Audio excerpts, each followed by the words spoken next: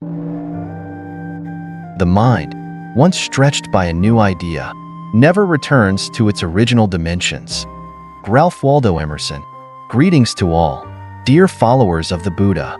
It is with deep respect and gratitude that I welcome you today to this sacred space. Today, we gather not just to listen, but to awaken, to reflect, and to transform. In the words of the Buddha, when you realize how perfect everything is, you will tilt your head back and laugh at the sky. This realization, dear followers of the Buddha, is what brings us here today, to explore the profound wisdom that has been passed down for over 2.600 years, a wisdom that is just as relevant now as it was then. Now, let me take a moment to reflect on the power of Muan and Duyan, the deep and mysterious connections that have brought us together in this very moment. You may have stumbled upon this video by chance, or it may have been guided by forces much greater than ourselves. But what we know for sure is this: we are connected in this moment, through time and space, by the shared desire to awaken our minds and transform our lives. Perhaps this video is a result of your search for answers, or maybe it's simply part of the natural flow of your spiritual journey. Whatever the case, Muan and Duyan has brought you here today, and for that, I offer my deepest gratitude. Today, we are diving into the transformative power of focus. In the hustle and bustle of life, our minds often become like a noisy marketplace, scattered, distracted, and overwhelmed.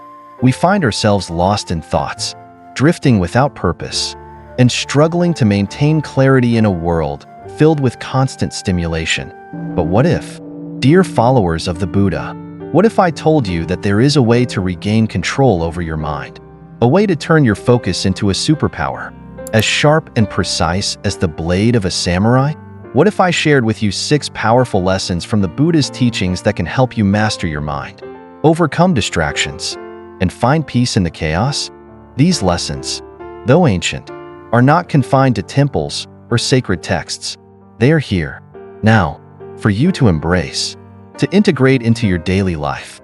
They will guide you towards a deeper understanding of yourself, a mastery over your actions, and ultimately, the power to shape your destiny. So, dear followers of the Buddha, I invite you to join me in this sacred journey of self-discovery and transformation. Let us begin by exploring the first lesson, one that will help you realize the immense power that lies within your own hands, the power to shape your life, your future, and your destiny. He who controls others may be powerful, but he who has mastered himself is mightier still. Lao Tzu. Dear followers of the Buddha, as we embark on this journey together, we must first understand the core of true mastery. It is not the mastery of external circumstances, nor is it the ability to control the actions of others. True mastery begins within. It begins with mastering the self. In the teachings of the Buddha, self-mastery is the path to freedom. Dhamma, or the path of right practice, is the means by which we refine our minds and our actions. But self-mastery is not a destination. It is a lifelong process. It is about understanding the workings of your own mind and cultivating the discipline to remain focused, no matter the external distractions. Imagine, dear followers of the Buddha, your mind is a vast ocean. In its purest state, it is calm, deep, and expansive, full of clarity. But when left unchecked, it becomes stormy, scattered, and chaotic. Waves of desire, anger, and fear rise, crashing against the shores of your consciousness. These distractions, these mental storms, are what keep you from your highest potential. Now, how do we calm these storms? How do we regain control over our minds and transform them into a vessel of peace, clarity, and focus? The answer lies in the practice of mindfulness. Mindfulness is the key to self-mastery. It is the ability to observe your thoughts without becoming attached to them, to remain grounded in the present moment despite the chaos around you. Through mindfulness, we can see the true nature of our minds and begin to make choices that align with our deepest values and aspirations. Buddha taught us that the mind is like a garden. If we leave it untended, weeds of negativity and distraction will overtake it. But with effort, patience, and right practice, we can cultivate a garden of wisdom, compassion, and peace. Self-mastery is not about perfection. It is about consistent effort, practice, and the willingness to keep refining oneself every single day. And so, dear followers of the Buddha, I ask you, what is your garden of the mind like? Is it overrun with distractions and negativity? Or is it flourishing with clarity and peace? Through this practice, we move closer to the truth that the power to change, to grow, and to shape our destiny lies not in external forces, but in our own hands. Self-mastery allows us to rise above the storms of life, to stay rooted in the present moment, and to live with purpose and clarity. Now, let us reflect on this. How can we begin to cultivate self-mastery in our own lives? What steps can we take, starting today, to quiet the distractions and nurture a mind that is focused, calm, and disciplined? I invite you to take a moment to think about the mental distractions you face in your daily life. Whether it's anxiety, fear, or a wandering mind, these obstacles are not insurmountable. With patience and the right practice, they can be transformed. And remember, dear followers of the Buddha, it is not about eliminating distractions overnight. It is about understanding them, observing them, and allowing them to pass without becoming entangled. Through mindfulness, we begin to reclaim our power over the mind. Through self-mastery, we begin to walk the path toward true freedom, a freedom that is not based on external circumstances, but on the control we have over ourselves. A freedom that can only come from the deep practice of mindfulness and the willingness to transform our minds, one moment at a time. What you think, you become. What you feel, you attract. What you imagine, you create. Buddha, dear followers of the Buddha, as we continue on this path of self-discovery, we arrive at an essential element of spiritual growth, the power of intention. In the teachings of the Buddha, intention is at the very core of our actions, thoughts, and outcomes. It is not enough to simply have goals. We must first lay the foundation with clear, purposeful intention. In our modern world, we often hear the phrase, "follow your dreams." But what does it truly mean to follow a dream? How do we ensure that our dreams are aligned with the wisdom of the Buddha? The answer lies in setting the right intention. When we set an intention, we are not merely expressing a desire or wish. Intention is the energy we put into the world.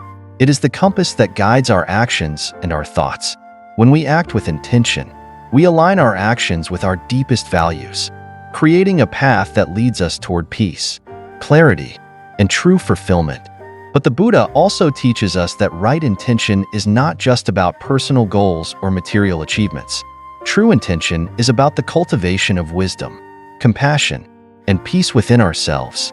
It is the understanding that our actions, words, and thoughts ripple out into the world, creating the reality around us. The bridge of right intention is the path we walk with clarity and purpose. But for many of us, the journey begins with a lack of direction. We set vague goals, like, "I want to be happy," or "I want to be successful." These desires are noble, but without clear intention, they are like paper boats adrift on a vast ocean. Buddhism teaches us that clarity of intention is essential for ending suffering. When we have a clear intention, our actions are no longer scattered, and our energy is no longer wasted on distractions. Instead, our energy flows in a purposeful direction, much like a river that cuts through mountains, shaping the land as it goes. Let me ask you, dear followers of the Buddha, what is your intention? What do you truly seek in this life? Is it peace? Is it wisdom? Is it compassion? Whatever it is, remember that it must be clear, specific, and aligned with your highest purpose. The Buddha teaches us that right intention is not about achieving an end goal. It is about aligning every step of the journey with the truth of who we are. Each step we take in the right direction creates momentum, and with that momentum, our intention becomes a powerful force in shaping our lives. So, how can we begin to set our intentions with clarity? How can we move from vague wishes to actionable steps that lead us toward our true path? The answer lies in mindfulness and focus. Every intention we set must be grounded in the present moment. rooted in the understanding that we are the creators of our own destiny. I invite you, dear followers of the Buddha, to reflect on this question. What is the intention behind your actions today? Is it to find peace in the present moment? Is it to cultivate wisdom and compassion? Whatever your intention may be, know that it is the force that will guide you to your highest potential. Remember, the first step in building your bridge of right intention is to define your goals with clarity. Don't just wish for a better life, create it. Don't just dream of success. Act with purpose and intention, and success will follow. You will not be punished for your anger. You will be punished by your anger. Buddha, dear followers of the Buddha, as we continue our exploration of the profound teachings of the Buddha, we now turn our attention to one of the greatest obstacles on the path to clarity and focus: distractions. In today's world, distractions are abundant.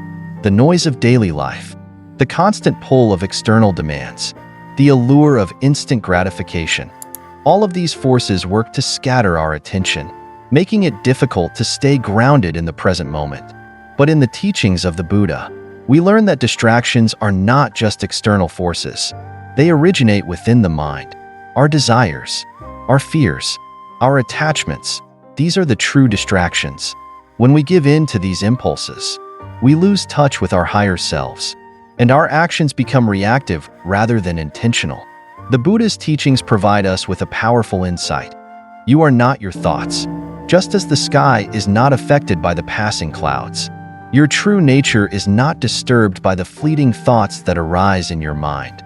Distractions, whether mental or external, are like clouds passing through the sky. They come and go, but they do not define you. So, how do we deal with distractions? How do we quiet the noise and regain control over our minds? The key lies in mindfulness, the practice of observing our thoughts without becoming attached to them. When a distracting thought arises, instead of following it or reacting to it, we simply acknowledge it and let it pass. Through mindfulness, we begin to recognize that we have the power to choose where we direct our attention. We are no longer at the mercy of our thoughts or external distractions. In the Buddha's words, with our thoughts, we make the world. When we allow distractions to control our thoughts, we are allowing them to shape our reality. But when we practice mindfulness and choose where to place our focus, we create a world that is aligned with our deepest intentions.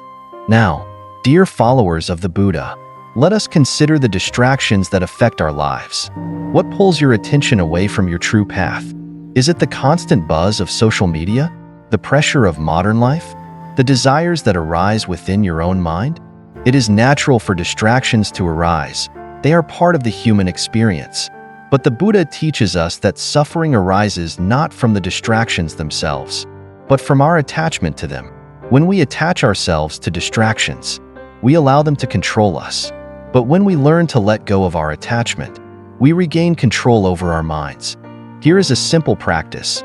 Every time you notice a distraction, take a deep breath and ask yourself, is this thought or action helping me move closer to my intention? If the answer is no, gently let it go. By practicing this simple act of non-attachment, you will begin to cultivate a mind that is focused and free from distractions. As you continue to walk the path of mindfulness, remember this: distractions are not your enemy.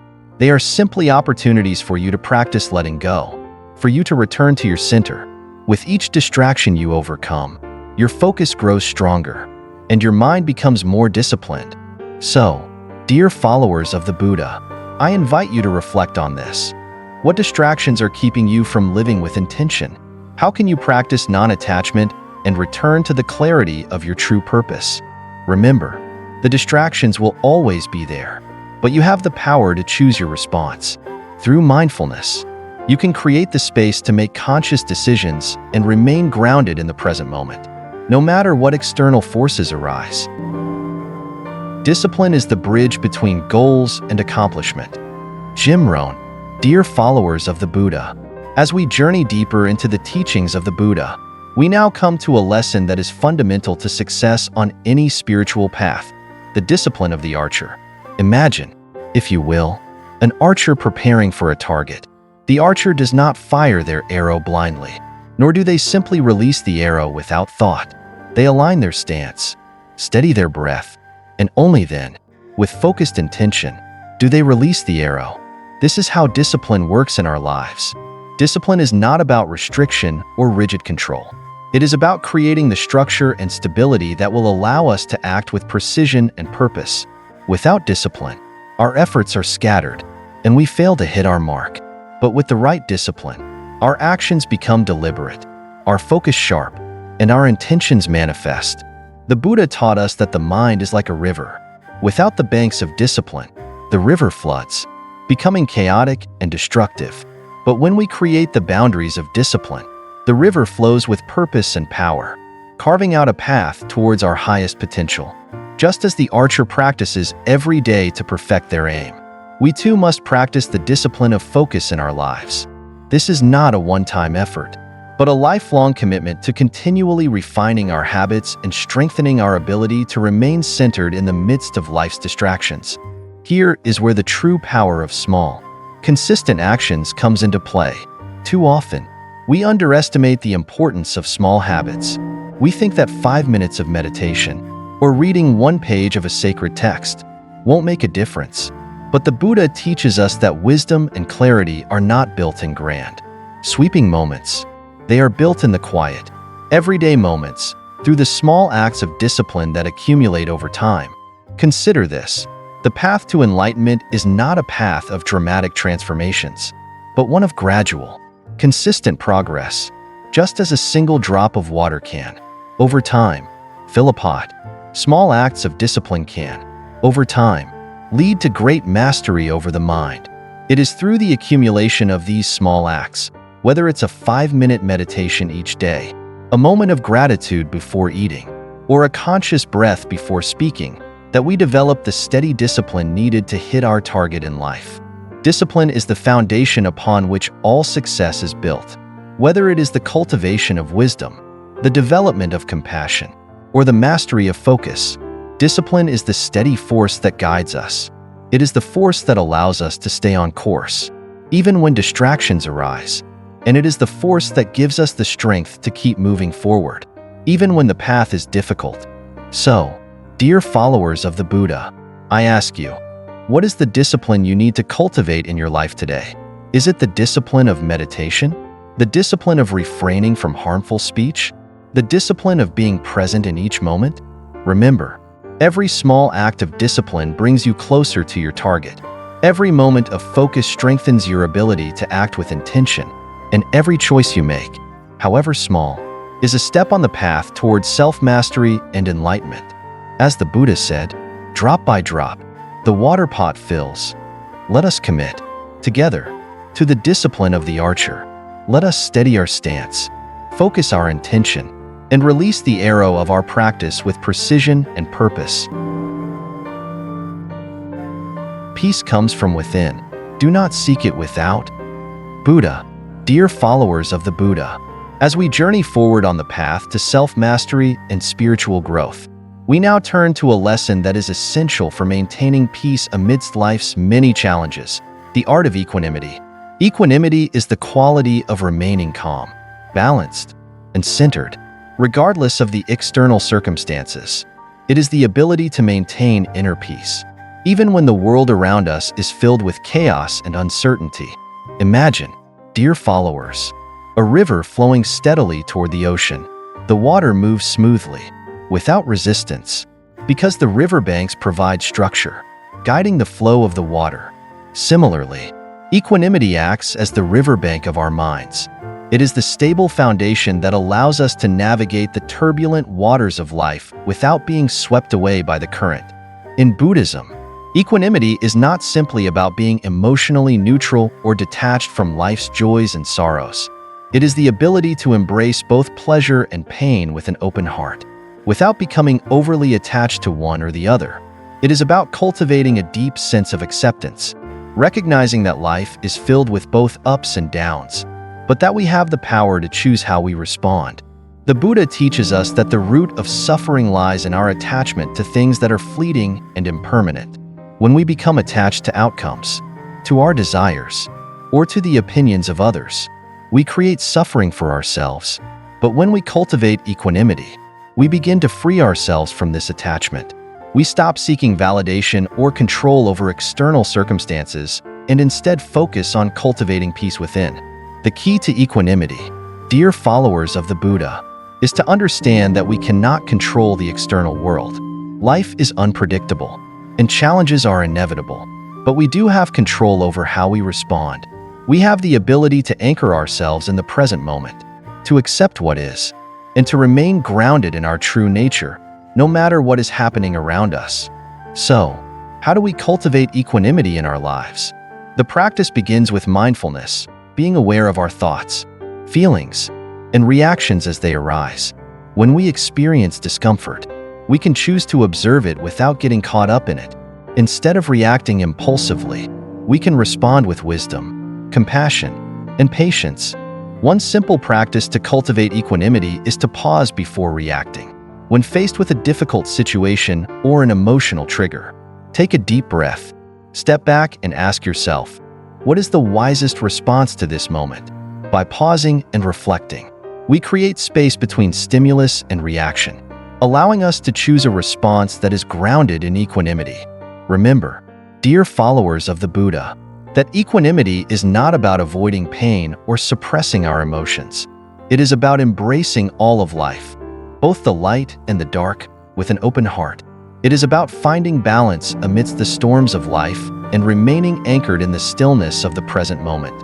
So, let us reflect on this. What is the riverbank of equanimity in your own life? What practices or attitudes can you cultivate to help you stay calm, centered, and balanced, no matter what life throws your way? When we embrace the riverbank of equanimity, we allow ourselves to flow with life's natural rhythms, without being pulled into the currents of stress, fear, or desire. We become like the calm water of a river, unshaken, steady, and free. Let us walk this path of equanimity together, cultivating peace within and allowing it to flow outward into every aspect of our lives. The problem is not the problem. The problem is your attitude about the problem. Buddha, dear followers of the Buddha, as we continue our journey on the path of self-mastery and spiritual growth, we now arrive at one of the most transformative lessons in the Buddha's teachings, the ability to transform challenges into opportunities. Life, as we know it, is filled with obstacles, setbacks, and hardships, but the Buddha teaches us that our suffering is not merely a punishment, it is a chance for growth, a lesson in disguise. In every challenge, there is an opportunity for transformation. Just as a seed must break open in order to grow into a tree, we too must face difficulties in order to expand our consciousness and deepen our understanding of life. But this transformation only happens if we choose to see our challenges as opportunities rather than burdens. The Buddha often spoke of dukkha, or suffering, as an inherent part of life. But he also taught us that suffering is not something to be avoided. It is something to be understood. It is through the experience of suffering that we learn about the impermanence of all things, the nature of attachment, and the truth of our interconnectedness with all beings. Our difficulties, therefore, are not just obstacles to be overcome. They are part of the process of awakening. So how can we transform our challenges into opportunities for growth? The answer lies in our attitude. When faced with difficulty, most of us react with frustration, anger, or despair. We wish for things to be different. We resist what is happening, and in doing so, we create more suffering for ourselves. But the Buddha teaches us that true freedom comes when we stop resisting life's challenges and instead embrace them with an open heart. The practice of right view helps us shift our perspective. Right view is the ability to see things as they truly are, without the distortion of our desires or fears. It is the wisdom to recognize that all things, including our challenges, are impermanent. They arise, they exist for a time, and then they pass away. By seeing our difficulties in this way, we can let go of our attachment to them and allow ourselves to move through them with grace and clarity. One powerful way to transform challenges into opportunities is through the practice of gratitude. When faced with a difficult situation, instead of focusing on what is wrong, take a moment to reflect on what you can learn from it. Ask yourself, What is this challenge teaching me? How is it helping me grow? This shift in perspective allows us to see our struggles as valuable teachers rather than burdens. Another practice is to cultivate resilience. Resilience is not about avoiding difficulty. It is about learning how to navigate it with strength and wisdom. The Buddha teaches us that resilience comes from understanding the nature of suffering and knowing that it is not permanent. When we develop the ability to bounce back from setbacks, we gain confidence in our ability to handle whatever life throws our way. So, dear followers of the Buddha, I ask you, how can you transform your challenges into opportunities for growth? What are the lessons hidden within your difficulties? What strengths are waiting to be discovered as you face the storms of life? Remember, every challenge you face is an opportunity to deepen your practice, to refine your wisdom, and to strengthen your heart. The Buddha teaches us that the path to enlightenment is not a smooth one. It is filled with obstacles. But it is through these obstacles that we learn, grow, and become more fully awakened. Let us walk this path of transformation together, embracing every challenge as an opportunity to cultivate wisdom, compassion, and resilience. Through this practice, we move ever closer to the freedom that lies within. Just as a candle cannot burn without fire, men cannot live without a spiritual life. Buddha, dear followers of the Buddha, we have now arrived at the final lesson in our exploration of self-mastery and spiritual growth, the transformative power of right view. In Buddhism, right view is considered one of the most important aspects of the Eightfold Path. It is the foundation upon which all other aspects of practice are built. But what exactly is right view? And how can it help us transcend our limitations and transform our lives? Right view is the ability to see the world as it truly is, without the distortion of our desires, fears, or attachments. It is the wisdom to recognize that everything is impermanent, that all things are interconnected, and that suffering arises from our attachment to things that are fleeting. When we see the world through the lens of right view, we understand that our suffering is not something to be avoided or feared, but something to be embraced as part of the natural process of life.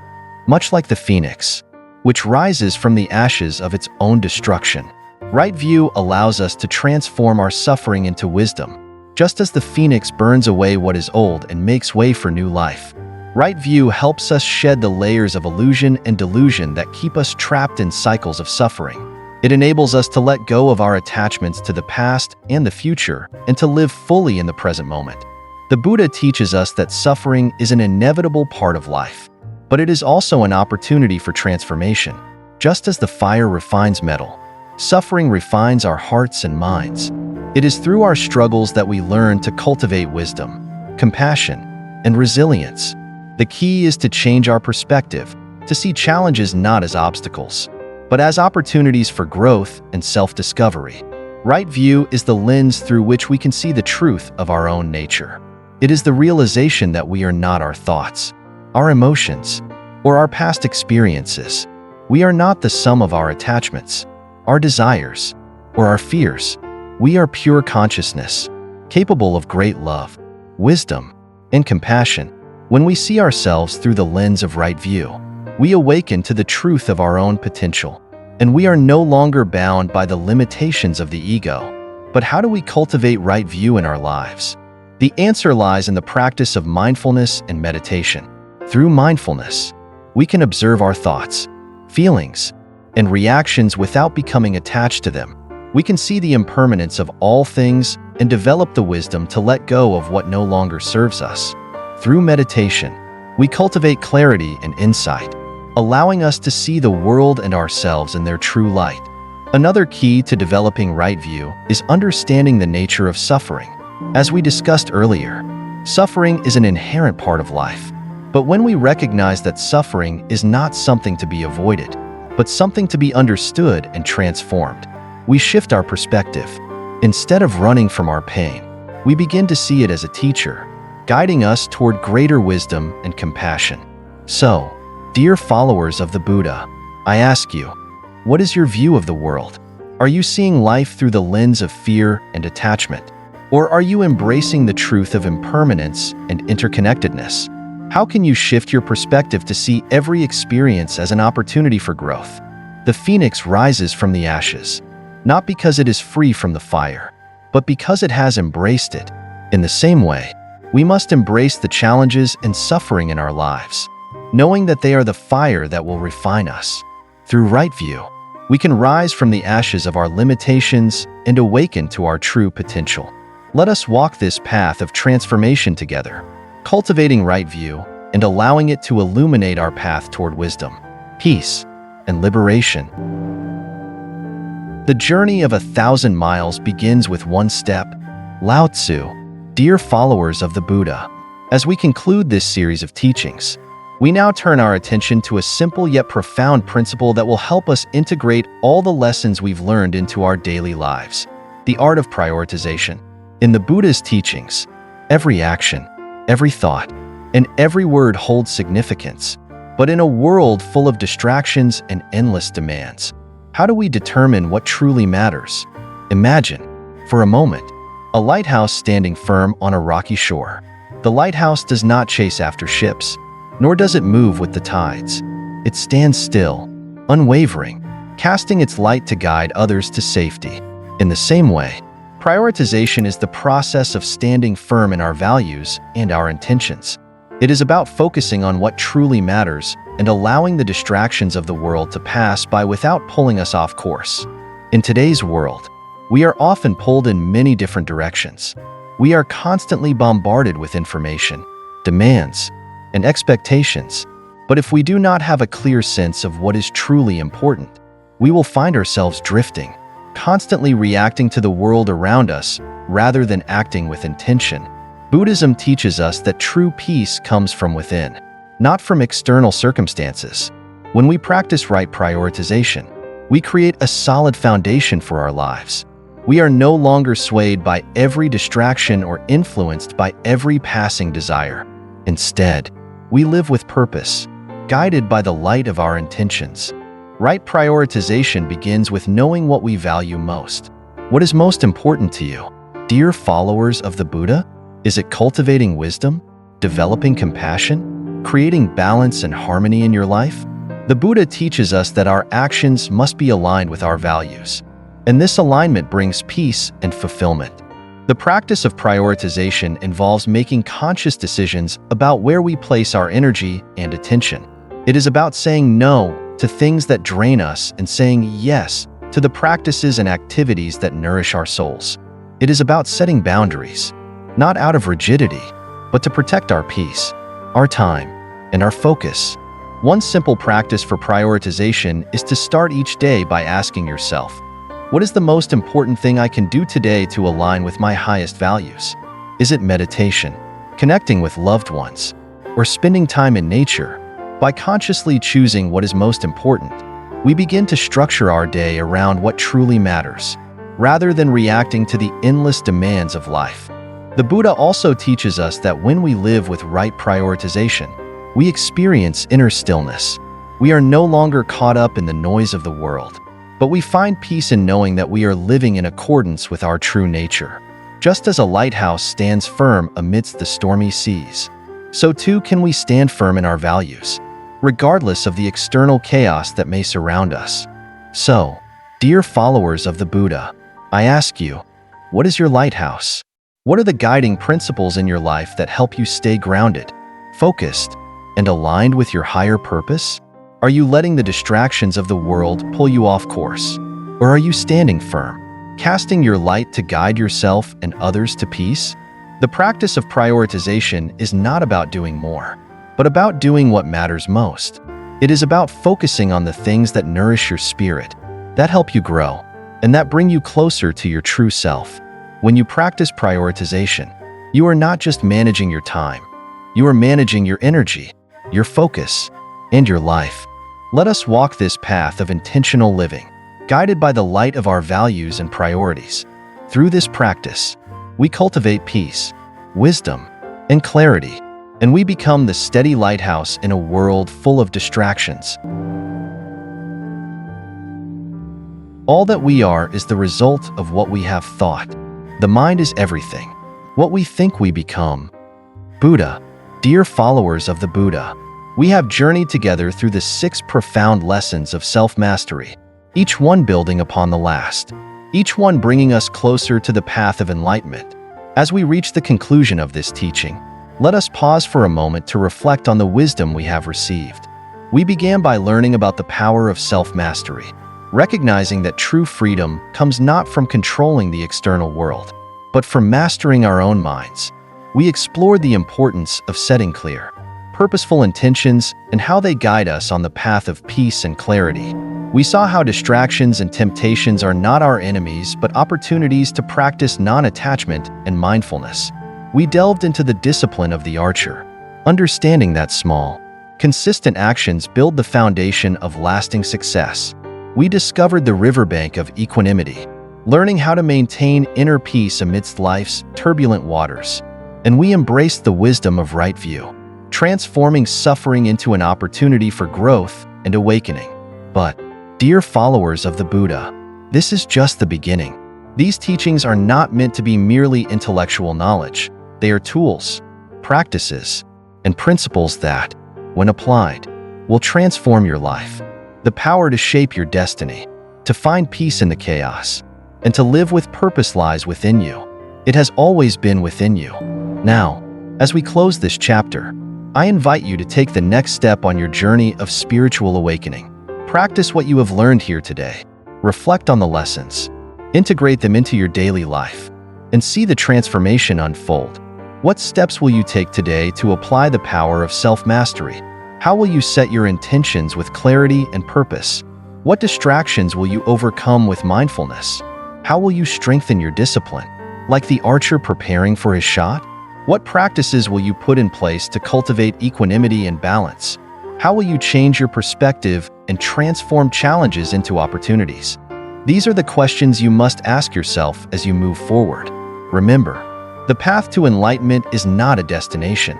It is a journey, a continuous process of growth, learning, and awakening. Each step you take brings you closer to the peace, wisdom, and clarity that lie within. I leave you with this thought from the Buddha: you are the master of your own destiny. You can shape your future through your thoughts, your actions, and your intentions. So, dear followers of the Buddha, I ask you, will you take the next step? Will you walk the path of self-mastery, guided by the light of your intentions? Will you embrace the challenges of life as opportunities for growth and rise like the phoenix, transforming your suffering into wisdom? The choice is yours. The journey is yours. The power is within you. May you walk the path with mindfulness, wisdom, and compassion. May you find peace in every step, and may you continue to awaken to the truth of who you truly are.